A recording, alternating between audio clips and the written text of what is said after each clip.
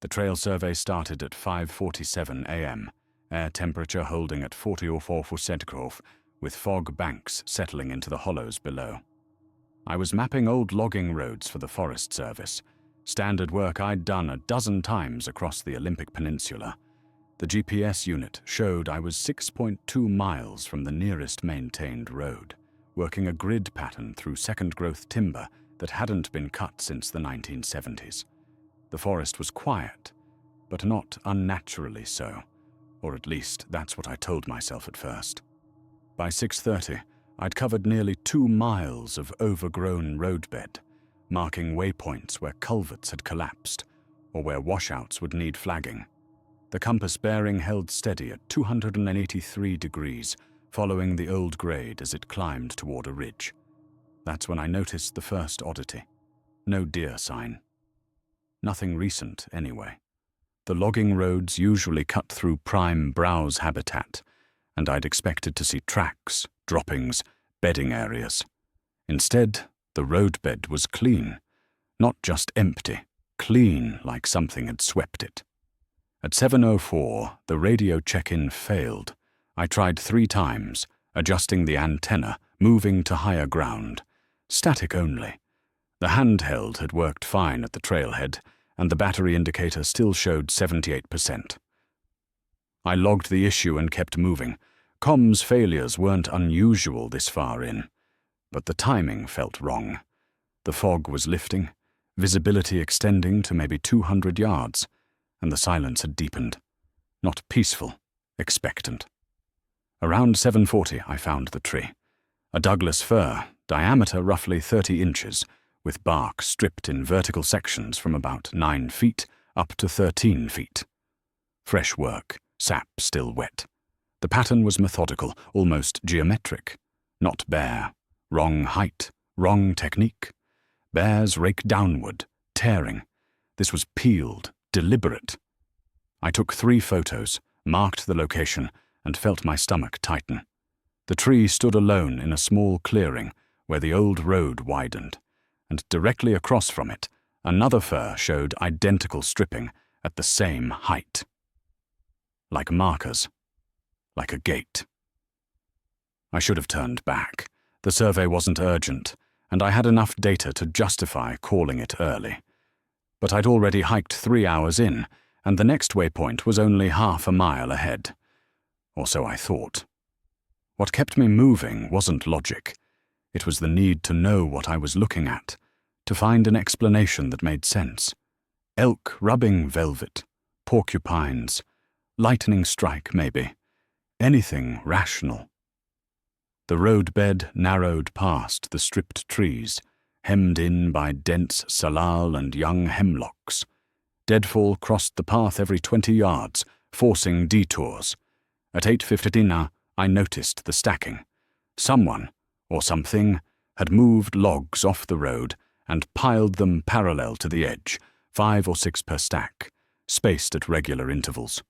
The logs weren't weathered the same way as the surrounding deadfall. They'd been moved recently. Placed, not thrown. I stopped to photograph one stack and saw the depression beneath it. A muddy print, partial, showing 4 toes and what might have been a heel, too large for human, too articulated for bear. The GPS unit began glitching at 8:33. The screen flickered, coordinates jumping between my actual position and a point 3 miles east. I powered it down, waited 30 seconds, restarted. Same problem. The backup compass worked fine, but the electronic failure made no sense. I'd replaced the batteries that morning. I tried the radio again. Nothing. Not even static this time. Just dead air, as if the frequency itself had been erased. That's when I heard the whistle. Low-pitched, resonant, coming from somewhere upslope and west. Not a bird. Not wind through branches. A clear, 2-note call that lasted maybe 4 seconds before cutting off. I froze, waiting for it to repeat. Silence. Then, from the opposite direction, east below me, the same call, slightly higher in pitch. An answer. I checked my watch. 8:41. Noted it in the field book with a hand that wasn't quite steady. Professional instinct said, document everything. Stay objective. Don't jump to conclusions. Personal instinct said, leave. I compromised by moving forward, but keeping the whistle locations marked mentally, triangulating my position relative to both. The road ahead bent sharply north, following the contour of the ridge. 50 yards past the bend, I found the crossing. It wasn't subtle. A game trail intersected the road at a right angle, and centered in the soft mud were 5 prints. Not partial, not ambiguous. Complete impressions, each one showing 5 distinct toes, an arch and a heel. The stride length measured 7 feet between steps. The depth suggested significant weight, but the edges were crisp, not blown out like a heavy human would leave. These were fresh, made within the last few hours, maybe less. I took measurements, sketches, photos from multiple angles. The largest print measured 17 inches long by 8 inches wide. I was alone in the forest with something that left human-shaped tracks the size of snow boots, that stripped bark at heights I couldn't reach without a ladder, and that whistled in coordinated pairs. The survey suddenly seemed irrelevant. I needed to decide. Follow the trail, retreat, or stay put, and wait for comms to restore. The prints led north, away from my planned route. Following them meant abandoning the grid, violating protocol. Not following them meant walking away from evidence. I chose documentation over procedure. At 9:03, I stepped off the logging road and followed the tracks into uncut timber. The prints led uphill through virgin forest, weaving between old-growth cedars whose trunks exceeded 6 feet in diameter. Ground cover was sparse under the canopy, mostly ferns and moss-covered nurse logs. The tracks remained visible, pressed into the soft duff. Whoever or whatever had made them wasn't trying to hide. The pattern was direct, purposeful, angling northeast toward what the topo map showed as a drainage basin. I'd been following for maybe 20 minutes when the smell hit me. Pungent, organic, like wet dog mixed with something fouler, rotting meat or musk, strong enough that I stopped and checked my boots, thinking I'd stepped in a carcass. Nothing. The odor hung in the air, concentrated, and then faded as I moved forward. 10 yards later, it returned, stronger. I pulled my shirt over my nose and kept going. At 9:34, I found the structure. It sat in a natural alcove where 2 massive root systems had intertwined, creating a sheltered space maybe 8 feet wide. Someone had woven branches horizontally between the roots, forming a crude windbreak. The branches were fresh, hemlock and alder, broken cleanly, not sawed. They'd been jammed into gaps with enough force to hold without cordage or nails. Behind the screen, the ground had been cleared of debris and lined with cedar fronds, still green. A bedding site, unmistakably intentional. I photographed it from 3 angles, noting the size of the space, far too large for human comfort unless you were over 7 feet tall. Near the back of the alcove, partially hidden under fronds, I spotted something pale. I used a stick to move the vegetation. Bones, deer femur, radius, skull fragments, all stripped clean, cracked lengthwise for marrow. The pile was organized, not scattered, with larger bones on the bottom. Deliberate disposal. I was looking at someone's larder. The realization settled like cold water. I was inside something's territory, examining its shelter, documenting its food cache. Everything in my training said back away slowly, make noise, establish presence. But I was already here, already contaminating the site with my scent and footprints. Leaving without more evidence seemed wasteful. Staying seemed stupid. I compromised by working faster. Measured the interior dimensions, sketched the branch-weaving pattern, collected a sample of the cedar fronds for later analysis. The whole process took maybe 8 minutes. At 9:47, I heard movement upslope. Not the whistle this time, something physical. Brush snapping, heavy footfalls, deliberate and unhurried. Coming closer. Every protocol said announce myself, call out, make my presence known, give whatever it was a chance to avoid confrontation. I opened my mouth, and nothing came out. Some primal circuit overrode thought, and instead I stepped behind the nearest cedar trunk, pressing flat against the bark. The footfalls stopped. Silence. Then, from perhaps 60 yards uphill, a vocalization, low, guttural, rising in pitch before cutting off. Not quite a howl, not quite a roar. Something between them, and closer than I'd thought. I stayed frozen for 2 minutes, maybe 3. No further sound. Slowly I edged around the tree to get a sight line upslope. The forest looked empty, but the quality of the silence had changed. It felt occupied, watched. I scanned the shadows between trunks, looking for movement, shape, anything out of place.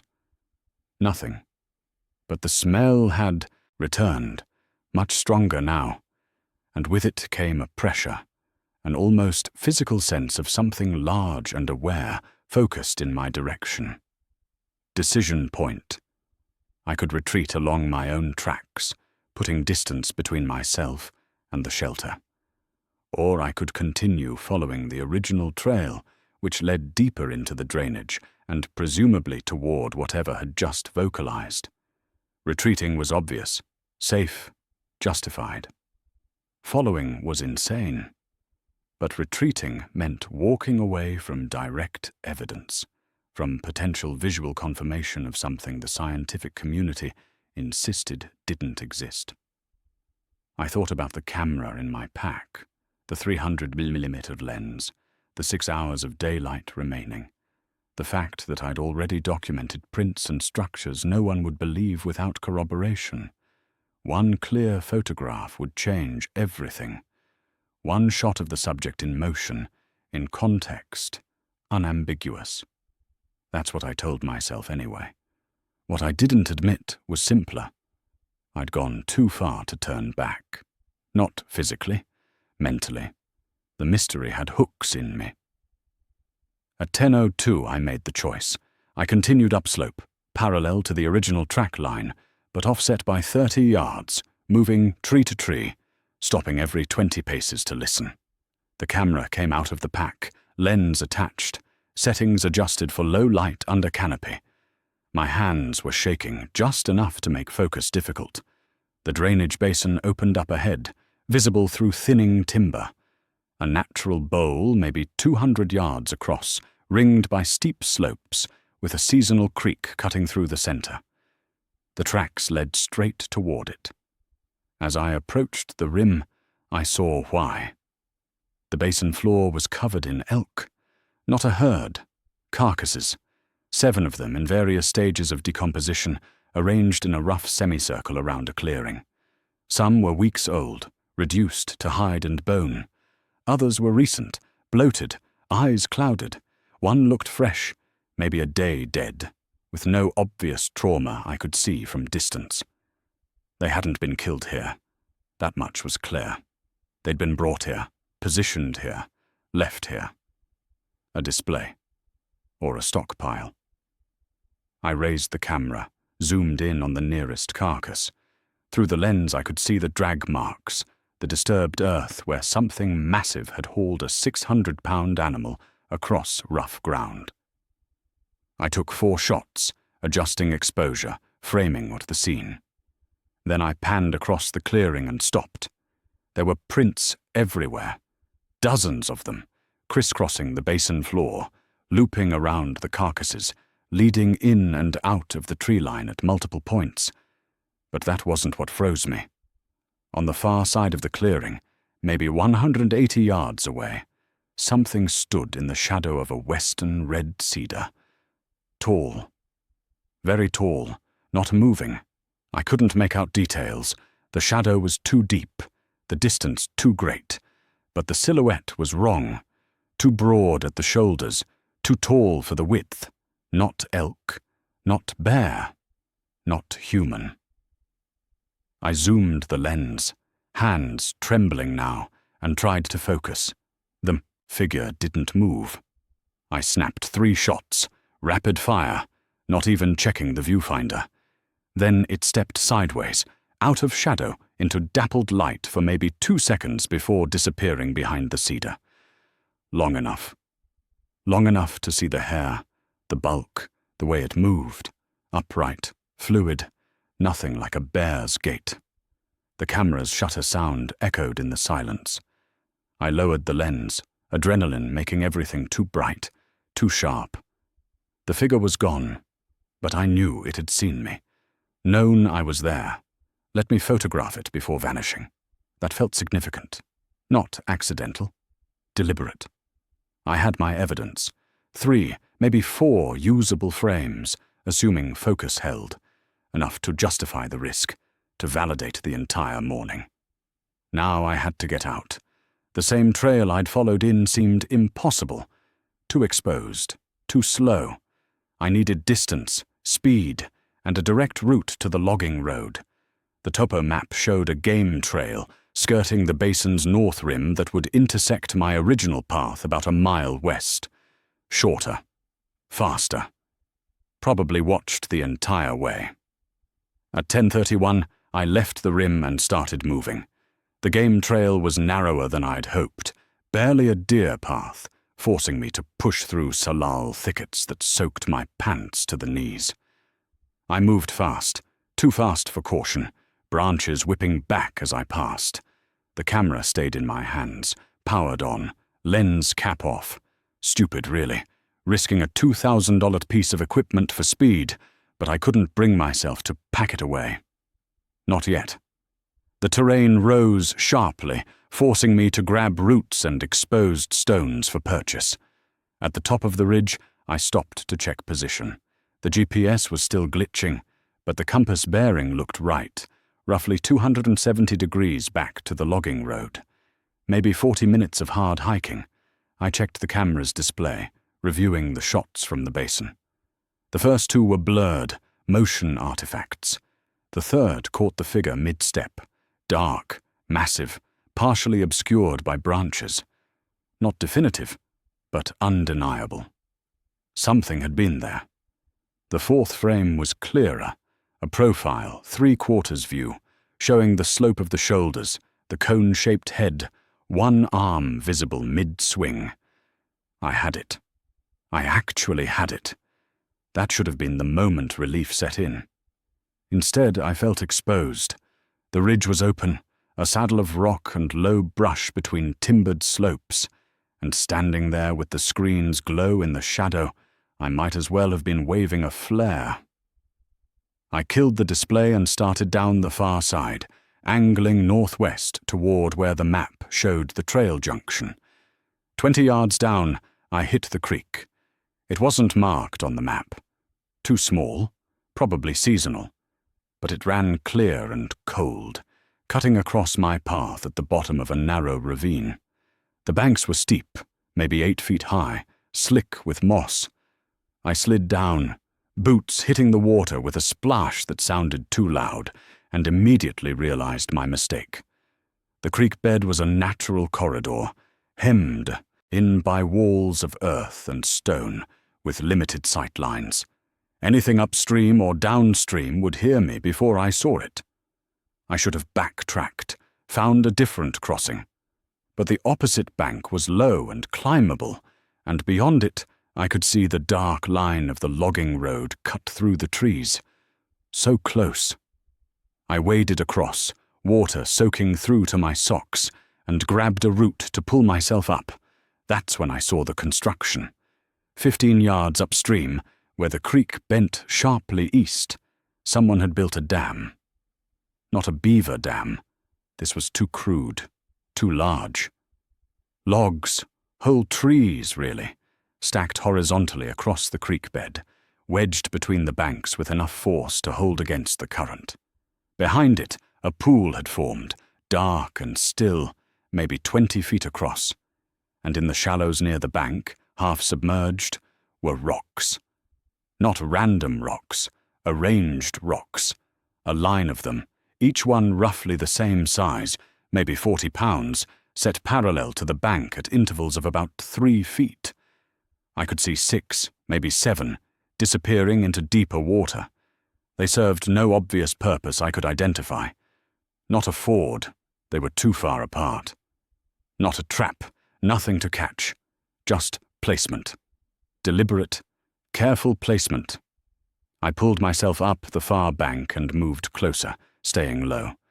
The pool's surface was mirror still, reflecting the canopy above.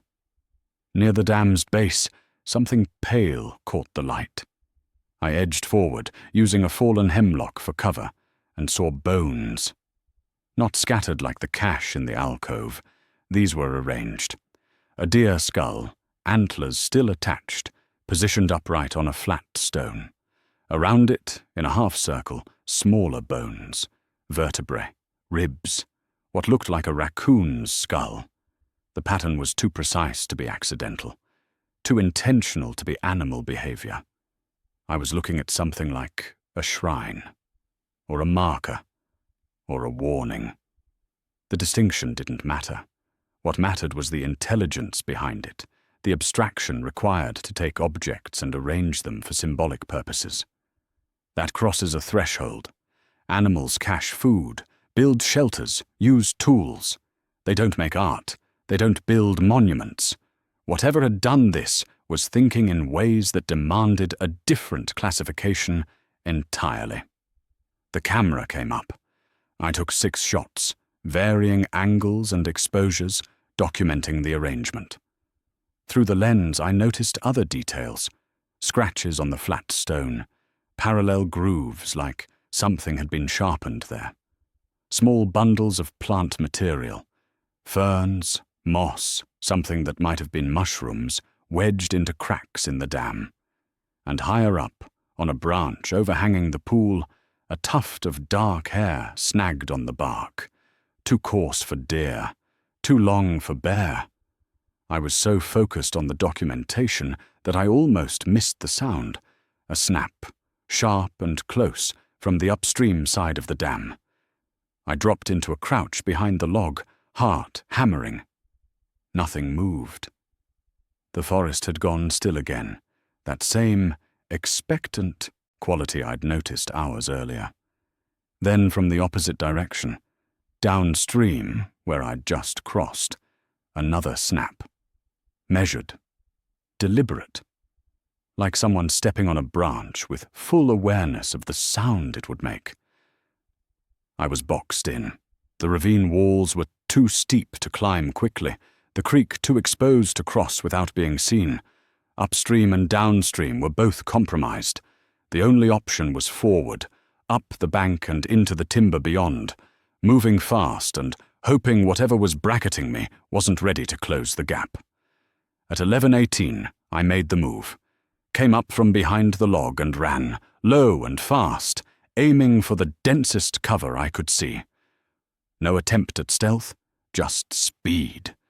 Branches tore at my jacket, roots tried to catch my boots, and behind me I heard something large crashing through the underbrush, not running, not chasing, following, keeping pace. I broke into a clearing, natural, not man-made, and pulled up short. The logging road was there, maybe 60 feet ahead, exactly where it should be. But between me and safety was a barrier. Not natural, not random. Trees had been felled, pushed over by immense force, and stacked across the trail in a latticework pattern. Young alders, maybe 20 years old, laid crosswise and interwoven, creating a wall 10 feet high and 30 feet wide. The trunks were too thick to break, too smooth to climb easily, and they were green, recently cut or pushed within the last few weeks. This wasn't random windfall. This was engineering, territorial defense. Someone had blocked the road deliberately, preventing vehicle access, maybe preventing foot traffic. I moved along the barrier, looking for gaps. There were none. The entire intersection was sealed. Behind me, the crashing stopped. I turned, back against the logs, and scanned the tree line. Nothing visible. But the smell was there, that same rot and musk combination, thick enough to taste. And beneath it, a new sound, breathing, deep, rhythmic, coming from at least two sources. One upslope, one to my left, not close enough to see, but close enough to hear. They were letting me know. That's what it felt like. Not ambush, demonstration. We're here. We know you're here. This is our place. The barrier wasn't just to keep people out. It was proof of capability, of planning, of group coordination. Multiple individuals working together to reshape terrain, to control access, to send a message. I found a gap near the eastern end where the logs sat higher off the ground, creating a crawl space maybe 2 feet tall. I dropped to my stomach and wormed through, camera clutched to my chest, pack scraping the underside of the logs. Halfway through, I heard the breathing again, much closer now, right above me. I didn't look up, didn't stop, just kept moving until I hit open ground on the far side. The logging road stretched away in both directions, overgrown but recognizable. I stood, brushed off the debris, and checked the camera. Undamaged. Photos were still there. At 11:34, I started jogging west, back toward the trailhead, moving at a pace I could sustain for the 6 miles remaining. Every 100 yards I looked back. Nothing followed. Nothing I could see, anyway.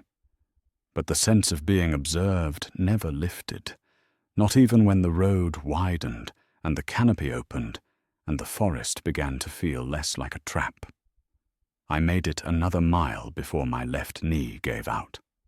Not dramatically, just a sudden weakness, the joint wobbling as I stepped over a rut, forcing me to catch myself against a tree. Adrenaline had been masking the strain, but now the fatigue caught up. I was dehydrated, running on fumes, and the pack straps had worn grooves into my shoulders.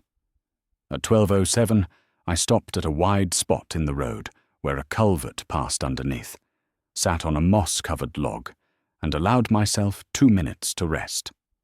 The water bottle came out. I drank half, forcing myself to pace it. The camera display lit up. I checked the battery. 63%. Still good. I scrolled through the images again, zooming in on the profile shot. In the cold light of exhaustion, doubt crept in. Would anyone believe this? The figure was clear enough, but digital photos could be manipulated.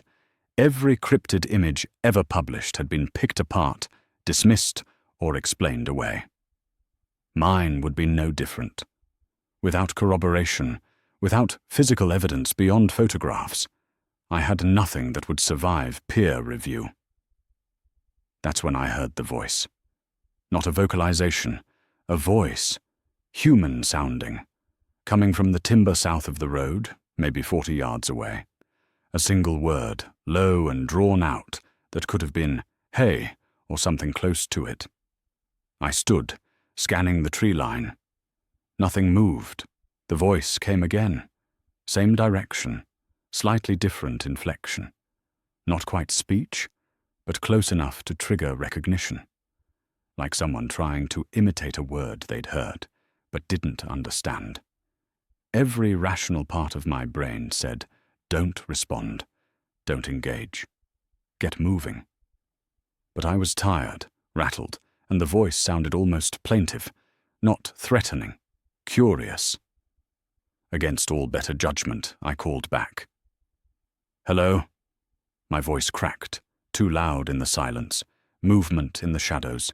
A shape stepped forward, not all the way into the light, but enough that I could see it clearly for the first time. 8 feet tall, maybe more, covered in dark brown hair, lighter at the shoulders and chest, arms that hung past the knees, a face that wasn't quite human, too flat, too wide, with a pronounced brow ridge and deep-set eyes that caught the light with an amber reflection. It stood perfectly still, watching me the way I'd watched it through the camera lens, evaluating, measuring. We stayed like that for maybe 10 seconds, neither advancing nor retreating. I could see the rise and fall of its chest, breathing hard like it had been running, or maybe just as nervous as I was. The thought struck me as absurd and absolutely true at the same time. This thing, this creature I'd been documenting like a specimen, was afraid. Not of being hurt, it could tear me in half without effort, but of being seen, exposed. The barrier, the structures, the territorial displays weren't aggression. They were defense. I lowered the camera slowly, deliberately, and held up one hand, palm out. The universal gesture for "I mean no harm," though I had no idea if it would read that way. The figure tilted its head, a distinctly human motion. Then it made a sound, not the vocalization from before, but something softer. A grunt, maybe, or a sigh. And it stepped back into the shadows, melting into the forest so completely I couldn't track where it went. My hands were shaking. Not from fear, from something else. Grief, maybe. Or shame. I'd spent the entire morning treating this encounter like a hunt, pursuing evidence, documenting territory, violating space that wasn't mine. The realization hit late and hard. I'd been the intruder.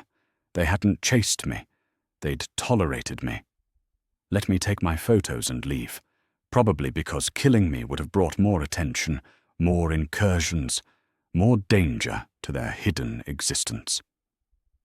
The camera felt heavy. I looked at the display, at the profile shot, and understood what I had to do, what I should have done from the start. The delete button was right there. 3 seconds of pressure, and the images would be gone, irretrievable. No evidence, no proof. Just my word, which nobody would believe anyway. And maybe that was the point. Maybe some mysteries deserved protection more than they deserved solving. I stood there with my thumb on the button, the decision balanced like a knife edge. Publication would mean validation, attention, funding for further research. It would also mean this forest would be overrun within weeks. Trail cameras, research teams, trophy hunters, tourists. The barrier would be torn down, the structures dismantled and catalogued. The basin would be excavated, and whatever fragile equilibrium allowed these beings to survive, unseen, would collapse. At 12:19, I made my choice. I deleted the profile shot, then the basin images, then the structure photos, the bone arrangement, the tracks, all of it. Every frame, until the camera's memory card showed nothing but the morning's routine survey work. Culverts, washouts, GPS waypoints. The evidence vanished like it had never existed. What I kept was the memory, the weight of that amber-eyed stare, the humanity in that tilt of the head, the understanding that intelligence and consciousness aren't bound to human form, and that wisdom sometimes means knowing when to look away. I shouldered the pack and started walking. My knee throbbed but held. The road curved west, then southwest, dropping elevation toward the valley floor. Behind me, from somewhere in the deep timber, came that 2-note whistle again. Not closer this time, not following, just acknowledging. I kept walking and didn't look back. Whoa, 1340. I was within radio range. The handset crackled to life. Dispatch asking for my status. I reported position, estimated time to trailhead, and confirmed the survey was complete. They asked if I'd found anything unusual. I said no. Standard conditions. Nothing to report. The lie came easily, and for the first time that day, I felt like I'd done something right. The sense of being followed returned at 14 and 15, stronger than before. I'd covered another 2 miles, descending through switchbacks where the logging road cut across steep terrain. My knee had stabilized into a dull, manageable ache. The radio worked intermittently now, picking up fragments of dispatch chatter. I was maybe 90 minutes from the trailhead, well within the safety margin. That's when the rocks started. The first one landed 20 feet ahead, striking the road with enough force to leave a crater in the packed dirt. Riverstone, roughly the size of a grapefruit, thrown from upslope. I stopped, heart rate spiking, and scanned the ridge above. Nothing visible through the canopy. No second throw. Just the one impact, precise and unmistakable. A message. I kept moving, faster now, ignoring the knee pain. At 14:23, another rock. This one behind me, closer, maybe 10 feet back. I spun around, and for just a moment, I saw movement in the timber. Dark shapes, plural, pacing me from the slope above. Not closing distance, maintaining it. I broke into a jog, pack bouncing, camera banging against my ribs. The road descended into a narrow cut where the hillside had been excavated to create the grade. Walls of earth rose on both sides, maybe 12 feet high, studded with exposed roots and stone. Bad terrain, confined. I pushed through anyway, breathing hard, boot heels skidding on loose gravel. Ahead, the cut opened into a small clearing where a spur road branched off toward an old loading deck. I reached the junction at 14:31 and pulled up. The spur was blocked, more trees pushed across it. Same technique as before, but smaller scale. And beyond the barrier, in the loading deck itself, I could see them. 3 figures. 2 large, 1 smaller, standing in a rough line, not moving, just watching, waiting. This wasn't pursuit, this was herding. They'd been guiding me, using the rocks to keep me on the main road, preventing detours. The question was why. If they wanted me gone, I was leaving. If they wanted me dead, I'd have been dead hours ago. So what was this? The answer came as I stood there, trying to read intention into stillness. They needed to see me leave. Not just exit their immediate territory, but leave the forest entirely, confirm I was going back to whatever world I'd come from and not circling back. The deleted photos weren't enough. Trust had to be earned through action, through following the path they'd set, and not deviating until I was out. I raised both hands, empty, and nodded once toward the figures. Acknowledgement. Agreement. Then I turned and continued down the main road, deliberately, not running. Behind me, silence. No more rocks, but I could feel them still, tracking my movement, ensuring compliance. The road leveled out around 15 Hohua, entering the valley floor where the timber gave way to younger growth and logged patches, easier terrain, better sight lines. I risked a look back. The ridge was empty, or appeared to be. The sensation of being watched had faded. Maybe they'd pulled back, satisfied I was actually leaving, or maybe they'd just gotten better at staying hidden. At 15:34, I hit the washout, a section of road where winter runoff had carved a channel 10 feet deep and twice as wide, impassable without climbing gear. The topo map showed it, but I'd forgotten. Too focused on escape to plan the route. The only way around was a game trail that switchbacked down into the channel and up the far side, adding 30 minutes. Or I could backtrack half a mile to where a spur offered an alternate route. Neither option felt good. I chose the game trail, started down into the channel, using roots for handholds, testing each step. Halfway down, my boot slipped. I caught myself on a jutting stone, pack swinging, and dislodged a cascade of small rocks that clattered into the stream bed below. The noise echoed, and in its wake I heard something else. Movement. Close. On the far side of the channel. A figure emerged from the timber, not one I'd seen before. Larger, darker, moving with that same fluid gait, impossibly quiet for something that size. It stopped at the channel's edge, directly across from me, maybe 40 feet away, and it vocalized that same low, resonant call from the morning, but closer, louder, reverberating in the narrow space. Not a threat. A command. Stop. That's what it felt like. Stop climbing. I froze, clinging to the rock face, and met its eyes. The same amber reflection, the same evaluation. We stayed locked like that for seconds that felt like minutes. Then, deliberately, the figure stepped back and gestured, a sweeping motion with one massive arm, toward the upstream direction, toward the spur road, the alternate route. It was showing me the way, correcting my choice, directing me to the path that wouldn't take me through their monitoring zone, or maybe just away from something I couldn't see. A cub, maybe? Or a secondary shelter? The specifics didn't matter.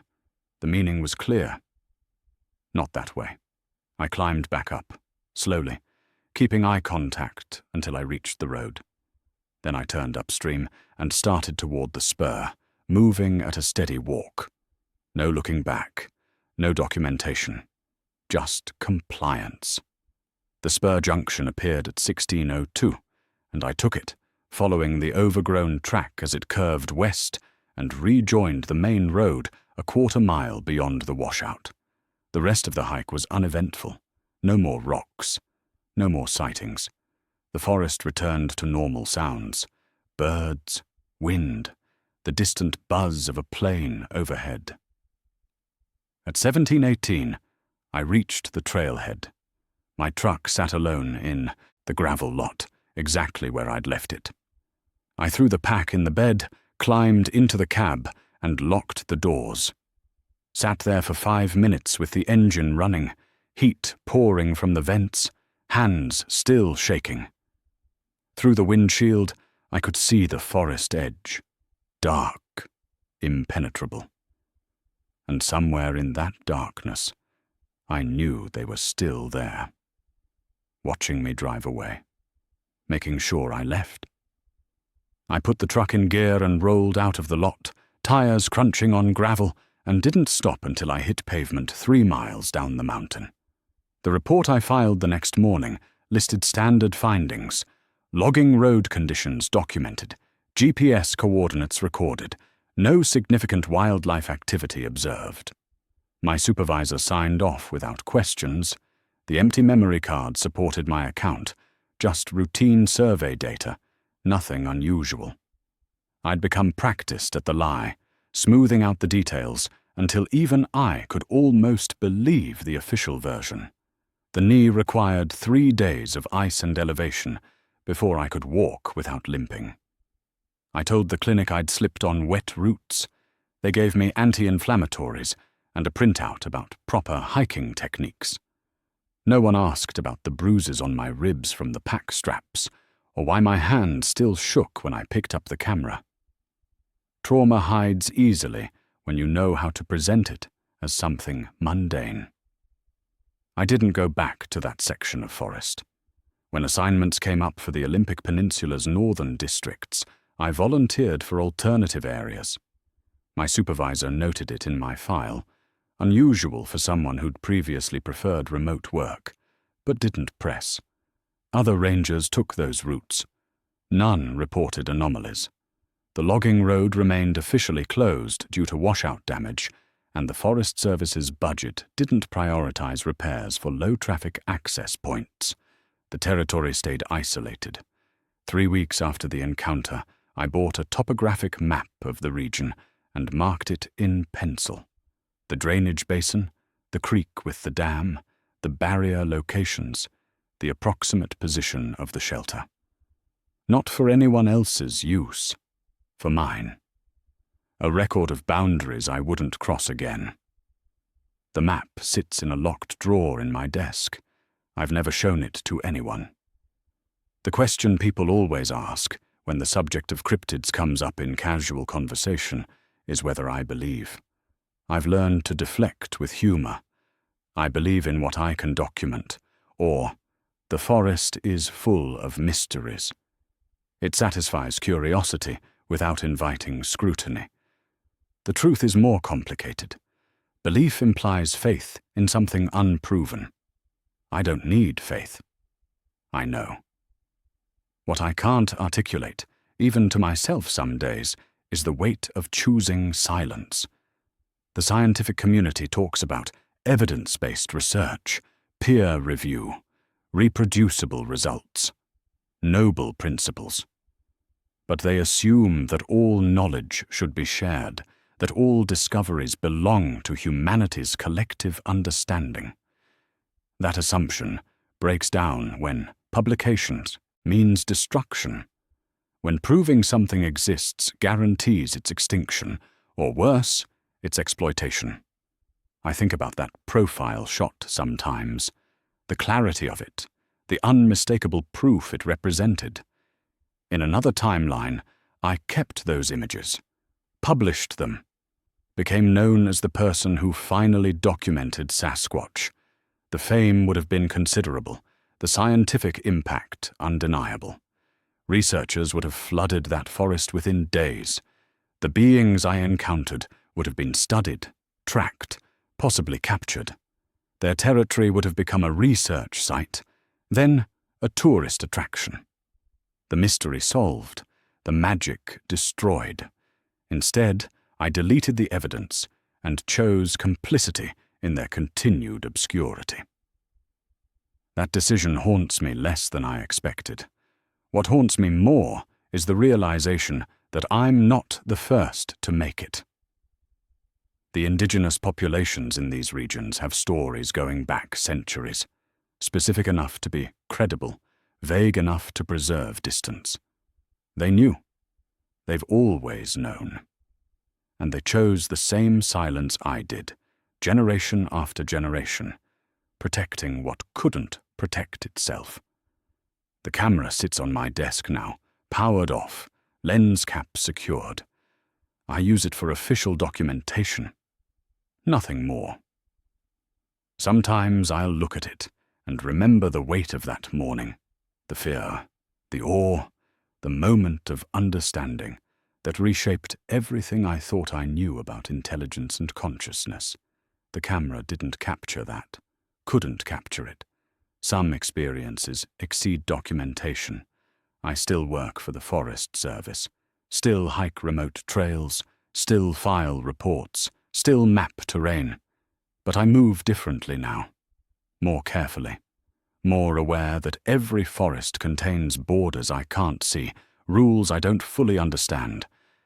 I listen for whistles in the deep timber, watch for patterns in deadfall that seem too precise, pay attention to the quality of silence, and when I find something that doesn't fit, a track too large, a structure too deliberate, I make a choice.